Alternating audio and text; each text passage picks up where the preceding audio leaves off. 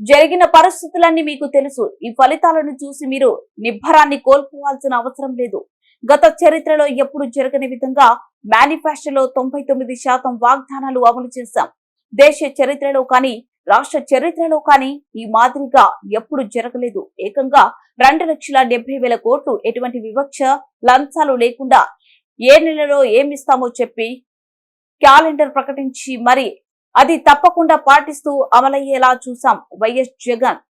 ఎప్పుడు జరగలేదు ఆంధ్ర రాష్ట్ర చరిత్రలో కానీ దేశ చరిత్రలో కానీ ఈ మాదిరిగా మేనిఫెస్టో అన్నది ఒక పవిత్ర గ్రంథంగా భావించి అదొక బైబిల్ గాను, అదొక ఖురాన్ గాను, అదొక భగవద్గీత గాను భావిస్తూ టిక్కు పెట్టమని చెప్పి ప్రతి ఇంటికి పంపించి టిక్కు పెట్టమని చెప్పి ప్రతి అడుగుతూ ఆ ప్రతి అక్క చెల్లెమ్మల ఆశీస్సులు తీసుకుంటూ ఆ ఇంట్లో ఉన్న అవ్వాతాతల దీవెనలు తీసుకుంటూ ఏ రోజు కూడా ఈ మాదిరిగా బటన్లు నొక్కడం, ఏకంగా 2,70,000 కోట్ల రూపాయలు ఎటువంటి వివక్ష లేకుండా, ఎటువంటి లంచాలు లేకుండా ఏ నెలలో ఏమిస్తామో అని ముందే చెప్పి క్యాలెండర్ ప్రకటించి ఆ నెలలో అది తప్పకుండా ప్రతి సంవత్సరం తూచా తప్పకుండా ప్రతి సంవత్సరం అది జరిగేట్టుగా చేస్తూ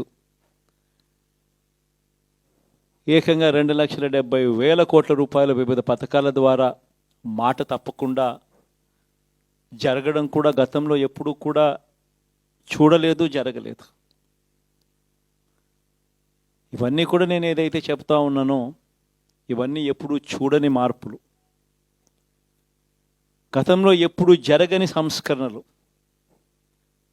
విద్యారంగంలో అయితేనేమి, వైద్య రంగంలో అయితేనేమి, వ్యవసాయ రంగంలో అయితేనేమి, సామాజిక న్యాయం అంశంలో అయితేనేమి,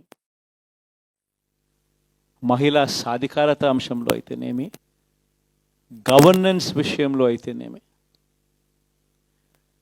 ఎప్పుడు జరగని చూడని సంస్కరణలను కూడా తీసుకొచ్చాం.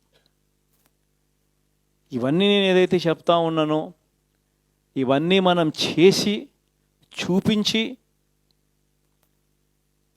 ప్రజల మన్ననలు పొందిన తర్వాతే ఎన్నికలకు వెళ్ళాం. ఎన్నికల్లో ఏమైందో తెలీదు. 5 సంవత్సరాలు కళ్ళు మూసుకుంటే చాలా అయిపోయింది. 5 సంవత్సరాలు మళ్ళీ 2024 నుంచి 2029 కూడా